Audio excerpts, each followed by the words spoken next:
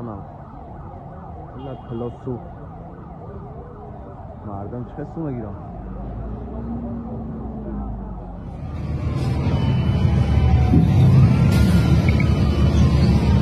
الله abi garmiş olmadı sevalı همه صبح صبح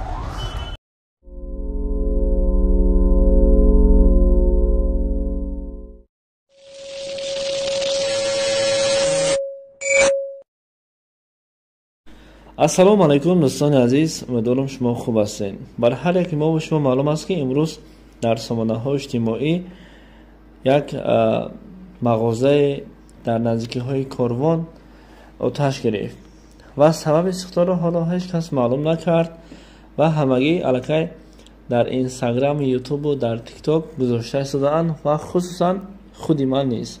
دوستان راستی من یک چیز را بر شما گفتنی هستم که این فکری عقیده هر یکی ما و شما هست. بسیار با کامنتاری ها نگاه کردم، نظر کردم. راستی بسیار انسان ها یک جمله را نوشتند: سوداگرها باید ارزان میفروشند. سوداگرها باید ارزان میفروشند. دوستان عزیز، با قیمت و ارزان فروختن چیز مصیبت بالای انسان نمی آید. خواه ارزان بفروش، خواه قیمت. انسان های هست یعنی که مقصد کهنه بازار میگیم، انسان های هست اما چیزهای ارزان میفروشند. برای چی مال و محصولات های آنها نیست آتش میگیرد؟ شما باید به همین هم یک عقیده خود را، نظر خود را بیاندازید، گویید که باید شما ارزان و قیمت میفروختید.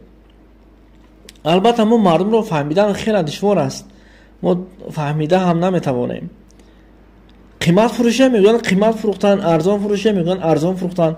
خودی من سوداگر نیستم، ولی همین فکرها را از سر خود دور کنیم.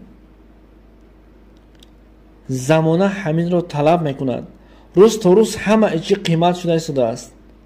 حالا وقتش میرسد خدا خواسته باشد همه چیز با ارزان میشود، ولی با سبب یک آتش گرفتن مغازه، بازار یا اینکه یگان تجارت کاری که یگان کاری میکند کارش نمیشود، این معنای او رو ندارد که او قیمت میفروشد. بسیار سوداگرها را دیدیم بسیار ارزان میفروخت، ولی متاسفانه باز همان حال و همان کار تکرار شد.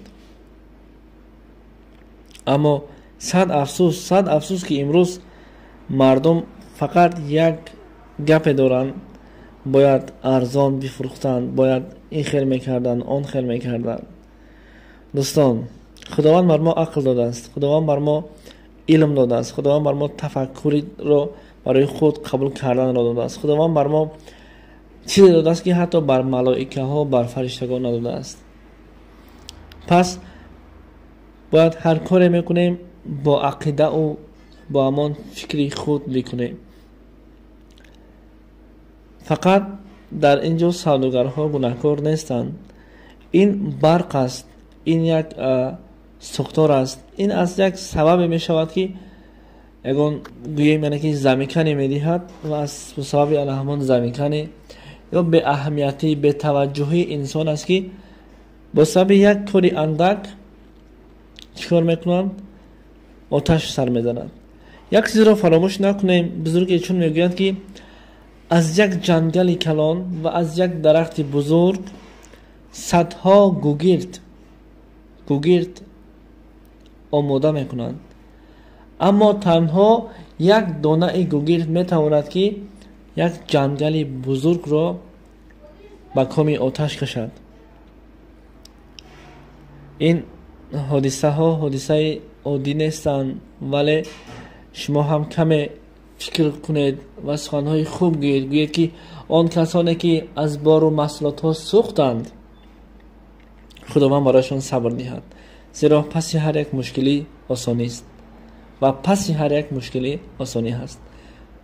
از همین سبب دوستان در حقشان دعای خیر کنیم، دل برداری کنیم.